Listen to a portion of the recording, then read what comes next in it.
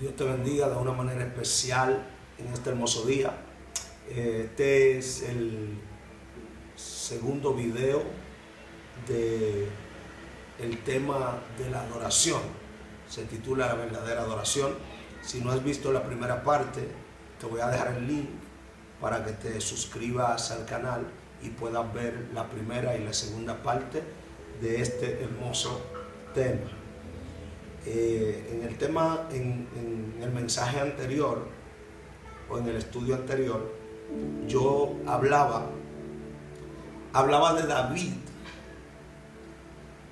Hablaba en 1 Samuel capítulo 16, 23, donde dice la Biblia que cuando David tocaba, los espíritus malos de parte del Señor o de Jehová salían de Saúl.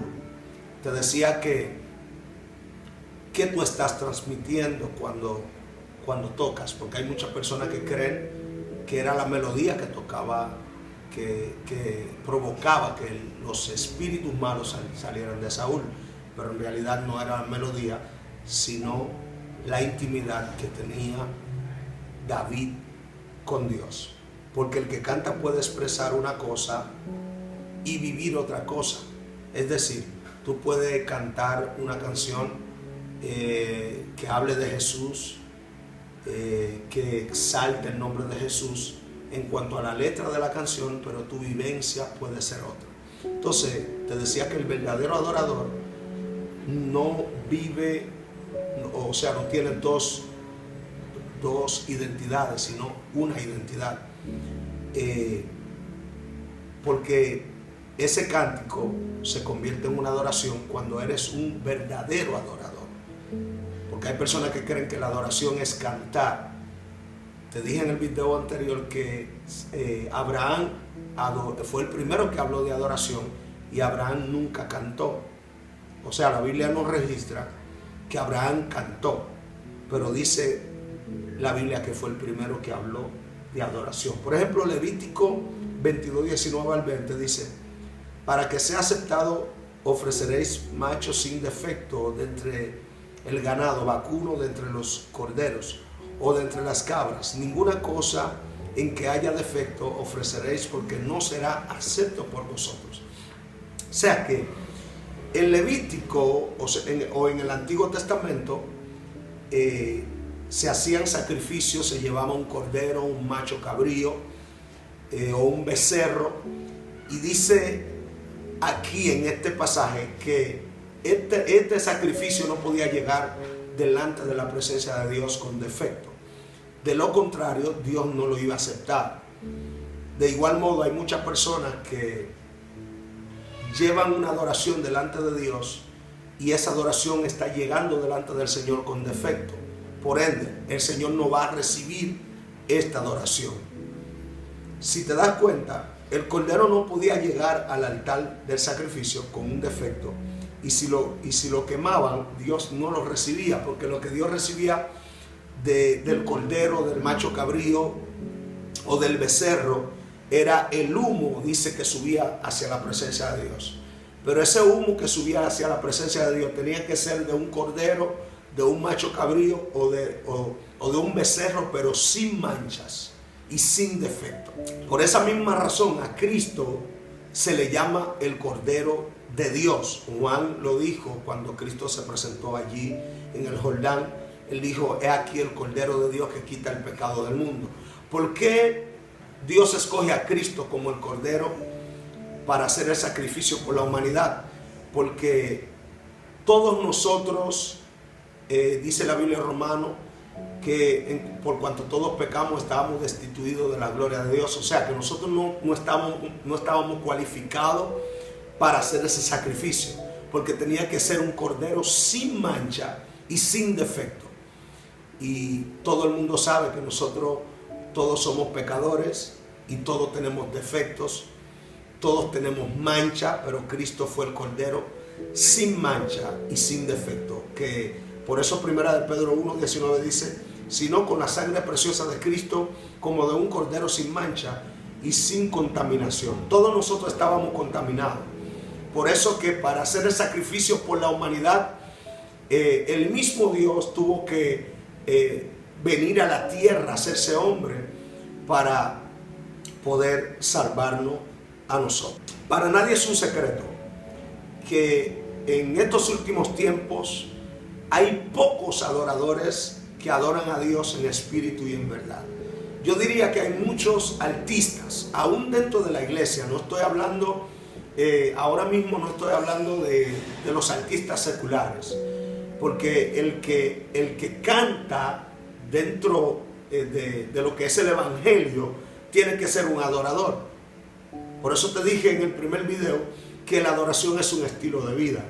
Adorador no todo el que canta, porque no todo el que canta es un verdadero adorador. Diríamos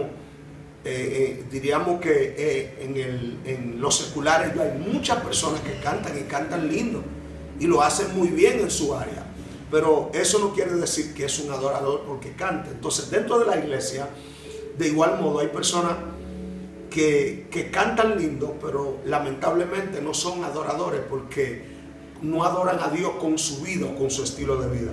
Por eso la Biblia dice y manda en 1 Corintios 6, 19 al 20, no ignoráis que vuestro cuerpo es templo del Espíritu Santo, el cual está en vosotros, el cual tenéis de Dios, y que no soy vuestro, porque habéis sido comprados por precio. Glorificad pues a Dios en vuestro cuerpo y en vuestro espíritu, las cuales son de Dios. Vuestro cuerpo es templo del Espíritu Santo, el cual está en nosotros.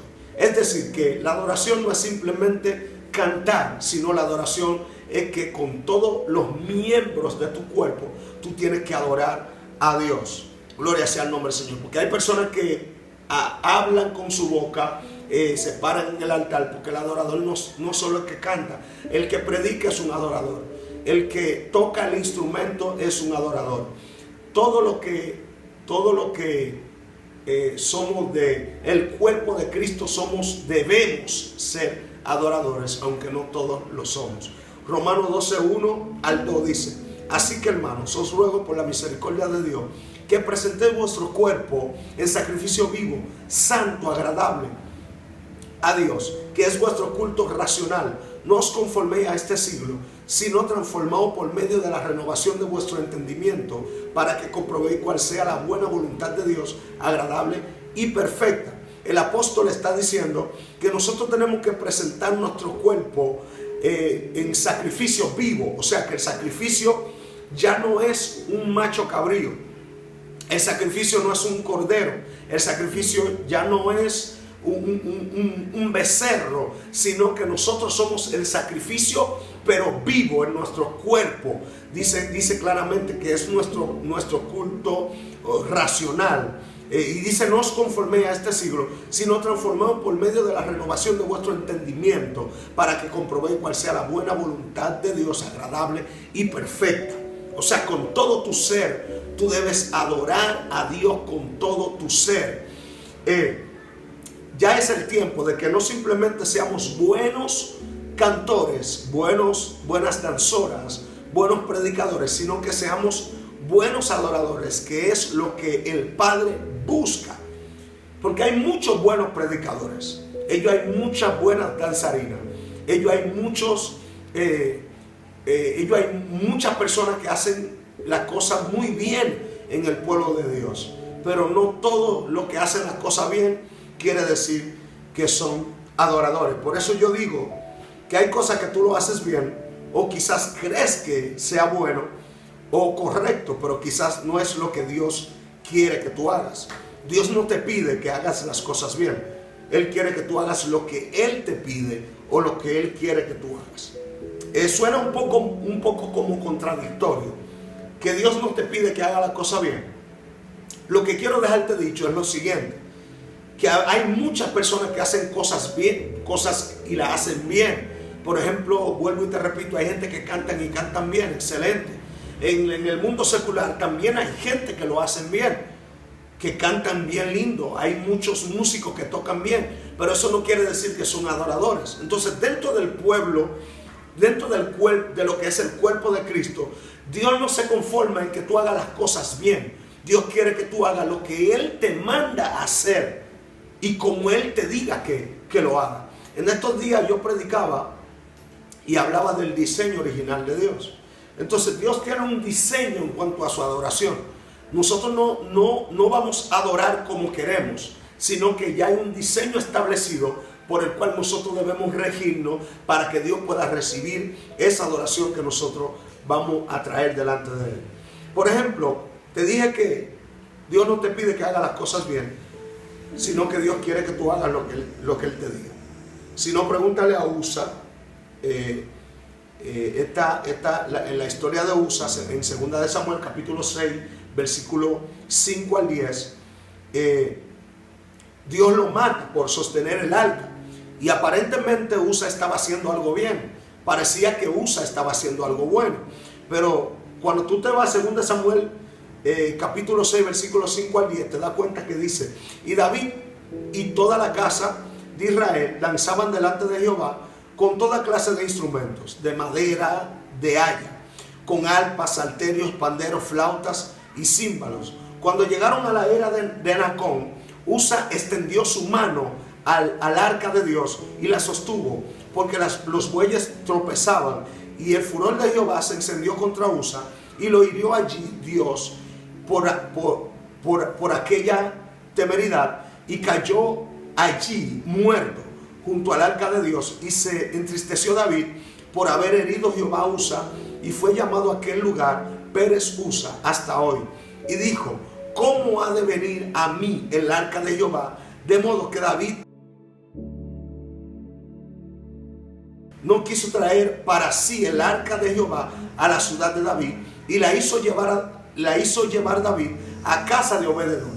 Si tú analizas bien este pasaje bíblico, tú te vas a dar cuenta que aparentemente Usa estaba haciendo algo bueno, estaba haciendo algo bien, porque el arca, los bueyes tropezaron y el arca iba a caer al suelo. Y como él vio que el arca iba a caer y se podía romper, él lo que hizo que sostuvo el arca para que no cayera. Parece que él estaba haciendo algo bien, pero para Dios no estaba bien. Entonces muchas veces nosotros creemos que estamos haciendo algo bueno o lo estamos haciendo bien, y posiblemente para Dios no está bien hecho. Entonces David se entristeció de tal forma que él no quiso llevar el arca a su ciudad, sino que lo mandó a casa de Obed-edom. Y si empezamos a hablar de Obed-edom, dice la Biblia que Obed-edom fue bendecido por causa de que el arca del pacto estaba en su casa. Entonces, aún David dice que danzaban delante del arca y tocaban todo tipo de instrumentos, y aún así no le agradó a Dios. Entonces no toda la persona que danzan, que tocan instrumentos, que cantan delante del Señor, el Señor está recibiendo lo que ellos están haciendo. Hay que tener cuidado con esto. Tú tienes que procurar que todo lo que tú hagas, no simplemente tú lo hagas bien, sino que tú tienes que procurar que Dios lo esté recibiendo. No era con uno de los puntos que nosotros debemos analizar en este pasaje. Primero, que no era con bueyes que Dios había diseñado para cargar el arca. Es el primer punto. Y David quiso como buscar un carro, ¿verdad? Y cargar el arca con bueyes, cuando no fue el diseño original de Dios. Vuelvo y te repito, Dios tiene un diseño, cómo tú tienes que adorarle. Entonces no es como tú quieras, sino como Dios quiera. Segundo punto, habían gente escogida y específica para cargar el arca. O sea que Dios quería que el arca fuera sostenido en el hombro de unos hombres escogidos específicamente para cargar el arca. Entonces la presencia de Dios es delicado. No todo el mundo lo puede cargar. Y Usa no estaba preparado para sostener la presencia. Entonces no todo el mundo está cualificado para cargar la presencia del Señor. La presencia de Dios está presto para todo el mundo, pero no todo el mundo puede cargar la presencia. Suena como un poco como un trabalengua, pero es una realidad. Entonces el que carga la presencia tiene que tener cuidado. Esa misma presencia que te bendice, esa misma presencia es el que puede traer juicio sobre tu vida, el que puede traer muerte sobre tu vida. Dependiendo cómo sea tu estilo de vida, es como la presencia de Dios va a actuar contigo. Por ejemplo, Saúl Dios le da un mandato y le dice que mate a Amalek. Eso se encuentra en 1 Samuel capítulo 15, versículo 10. Dios le da un mandato a Saúl y le dice: mata a Amalek, aún los que están mamando, hasta los bebés, hasta los niños, mátalo a todos. Y dice la Biblia que Saúl dejó becerros, dejó animales vivos, dejó mujeres vivas, dejó el rey vivo, un sinnúmero de cosas que Dios en realidad no le mandó a hacer, cuando Dios le dio un mandato exacto como él lo tenía que hacer, pero él hizo lo que él quiso. Entonces muchas veces nosotros dentro del pueblo de Dios estamos haciendo lo que queremos y no lo que Dios nos manda hacer. Pero sin embargo, Abraham, Dios lo manda a matar a su hijo. Ese es otro punto que nosotros debemos ver. Quizá lo que Dios manda a Saúl a hacer con Amalek, nosotros quizá lo veamos como algo malo. ¿Qué Dios es ese que manda a matar todo un pueblo? Pero cuando Dios manda a hacer algo es porque Dios sabe que mañana ese algo te puede traer una mala consecuencia. Entonces Amalek, aparte de que fue el pueblo que se puso como tropiezo en el camino para que el pueblo de Dios llegara a la tierra prometida o al lugar donde Dios había destinado para llegar, Dios sabía que este pueblo iba a ser un estorbo más adelante para el pueblo de Israel. Por eso Dios lo manda a Saúl a eliminarlo a ellos. Y Dios vio en el corazón de ellos que no había arrepentimiento. Por eso Dios lo manda a eliminar. Entonces Dios manda a Abraham también a matar a Isaac. Aparentemente no se ve bien. Tú dirías en este tiempo, si Dios te manda a matar a un hijo tuyo, tú vas a decir, ese no es Dios. Hasta vas a reprender al diablo. Entonces Dios tiene un diseño, Dios tiene una forma de obrar. Entonces no es como nosotros que querramos que Dios obre. Dios obra como Él quiera o como Él quiere, porque Dios es omnipotente, Dios es infinito y todo lo que Él hace, dice la Biblia, que obra para bien. Génesis 22, 1 al 5 dice que es donde habla de la historia donde Dios probó a Abraham. Puedes buscarlo si quieres en tu casa. En lo que tú estás estudiando, escuchando este estudio, lo puedes leer en tu Biblia.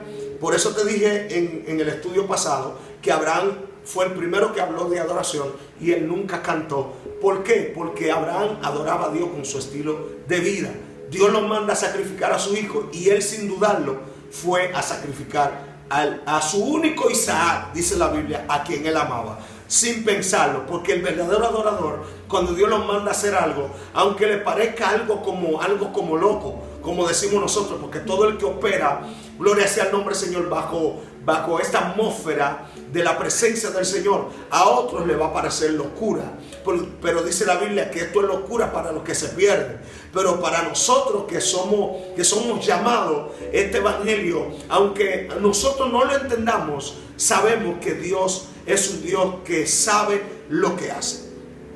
Por eso yo quiero que tú entiendas y quiero que tú analices qué estás transmitiendo cuando cantas o tocas un instrumento. Y por eso lo que pasa es que Dios busca adoradores que le adoren en verdad, en espíritu y en verdad. No buenos músicos, buenos bateristas, buenos pianistas, buenas personas que toquen la flauta excelentemente. No. Dios busca adoradores. Por eso que en 2 de Reyes 3, 15 al 16 dice: mas ahora tráeme un tañedor. Y mientras el tañedor tocaba, dice que la mano de Jehová vino sobre Eliseo, quien dijo: así ha dicho Jehová, haced en este valle muchos estanques. Es decir, que Eliseo, antes de profetizar, Eliseo llamó un tañedor. Un tañedor es una persona que toca un instrumento. Tienes que procurar que cuando tú toques un instrumento, en la presencia de Dios tenga que descender sobre alguien, porque tú no fuiste llamado para ser un simple músico o uno que canta. Dios te llamó a profetizar cuando tocas o cuando cantas. Asimismo, David y los jefes del ejército dice que apartaron para el ministerio a los hijos de Asaf, de Emán y de Jedutún, para que profetizasen con arpas, salterios y címbalos, y el número de ellos, hombres idóneos para la obra de su ministerio, fue. Es decir, que David, antes de ordenar los hombres de guerra, lo primero que él ordenó fue los músicos, el altar de adoración, porque David sabía que en la adoración había un poder sobrenatural. La adoración es tan fuerte que muchas veces el pueblo de Dios iba para la guerra y el Señor simplemente le decía que adoren, que canten, que toquen los instrumentos. Y era tan fuerte lo que pasaba en el mundo espiritual que los enemigos se mataban uno con otro, entre ellos.